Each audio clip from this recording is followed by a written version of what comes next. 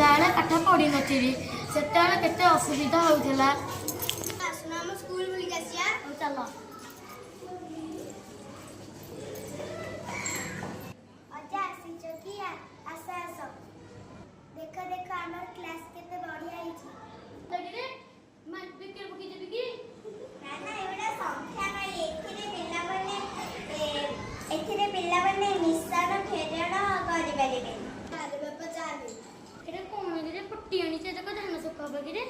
ନା ନା ଏଇଟା ପିଲାମାନେ ସାନ୍ୟ ସଂଖ୍ୟା ଜାଣିବେ। କେତେ ବଢିଆ ହେଇଛି ରେ ମା।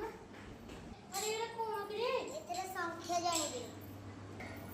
ଏଇ ଦେଖ ଏଥିରେ 100 ରଖିଲି 80 ରଖିଲି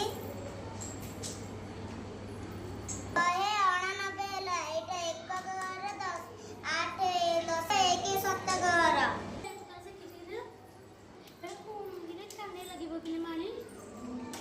ନା ନା ଏଇଟା ଉପବାସ ପିଲା ସଂଖ୍ୟା ଶିଖିବେ। ମୁଁ ବାହାର କଲି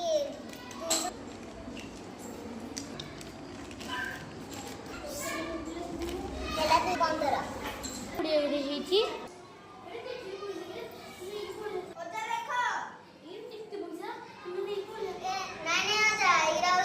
ନକଲି ନୋଟ। ଏଥିରେ ସବୁ ପିଲାମାନେ ସବୁ ପଇସା ହିସାବ ଜାଣିବେ। ଅଜା ଏଇଟା ହଉଛି ଝିଅ ଘୋଡ଼ା। ଗୋଲକ